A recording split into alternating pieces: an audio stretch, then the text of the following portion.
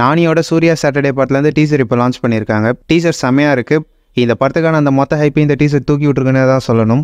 Content மட்டும் நல்லா இருந்துச்சுன்னா கண்டிப்பாக இந்த படம் தமிழ் ஆடியன்ஸ் கிட்ட கிளிக் ஆகி பாக்ஸ் ஆஃபீஸில் ஒரு பெரிய சம்பவம் செய்யறதுக்கான சான்சஸ் நிறையவே இருக்குது. பட் இந்த படத்துக்கு பிரச்சனை என்னன்னா, இந்த படம் ரிலீஸ் ஆகிறது ஆகஸ்ட் லாஸ்ட் வீக், அதாவது நம்ம தளபதி விஜயோட கோட் ரிலீஸ் ஆகிறதுக்கு முன்னாடி வீக்.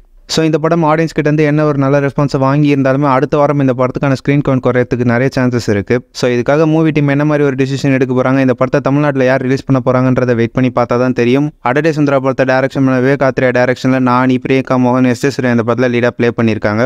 வர ஆகஸ்ட் 29 இந்த படம் தேட்டர்ஸில் ரிலீஸ் ஆகுது. அதேமாதிரி இன்னைக்கு எஸ் ஜே சூர்யாவோட பர்த்டேக்கு விஷ் பண்ணுற விதமாக தனுஷோட ராயன் பாட்டிலேருந்தோ சியான் விக்ரமோட வீரதீரசூரன் பார்ட் 2 பாட்டிலேருந்தோ அவருக்கான போஸ்டர்ஸ் இப்போ லான்ச் பண்ணியிருக்காங்க. போஸ்டர்ஸ் எல்லாமே தரமாக இருக்குது. நம்ம எஸ் ஜே சூர்யாவை கடைசியாக மாநாடு படத்தில் தான் போலீஸ் கேரக்டரில் பார்த்துருப்போம். பட் இந்த வீரதீரசூரன்லேயும் நம்ம எஸ் ஜே சூர்யா போலீஸ் கேரக்டரில் தான் வராரு போல். இந்த படத்தில் எஸ் ஜே சூர்யாவோட கேரக்டர் நேம் அருணகிரி.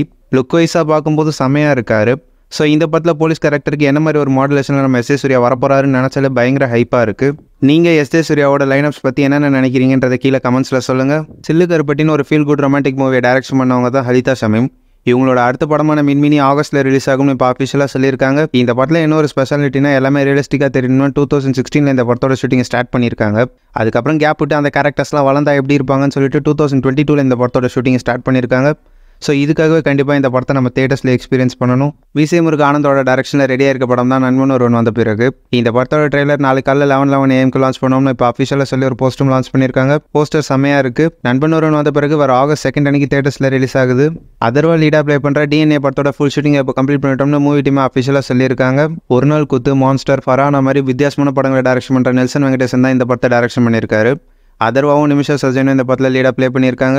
ஜெயம் ரவியோட பிரதர் படத்துலேருந்து ஃபர்ஸ்ட் சிங்கிள் சாங் மகாமிஷி இப்போ லான்ச் பண்ணியிருக்காங்க. சாங்கோட லிங்க் இல்லை டிஸ்கிரிப்ஷனில் இருக்கு, போய் செக் பண்ணி பாருங்க. எனக்கு இந்த சாங்கை கேட்கும்போது ஹாரிஸ் ஜெயராஜோட மியூசிக்கில் இந்த மாதிரி ஒரு சாங் வந்திருக்குன்னு தோணுச்சு. உங்களுக்கு எப்படி இருந்துச்சுன்றதை கீழே கமெண்ட்ஸில் சொல்லுங்கள். சிம்புதேவன் டேரக்ஷனில் யோகி பாபு லீடாக ப்ளே பண்ணுற போட் படத்தோட ப்ரொமோஷனல் சாங் வர ஜூலை 22 யோகி பாபுவோட பர்த்டே ஸ்பெஷலாக லான்ச் பண்ணணும்னு இப்போ அஃபிஷியலாக சொல்லியிருக்காங்க.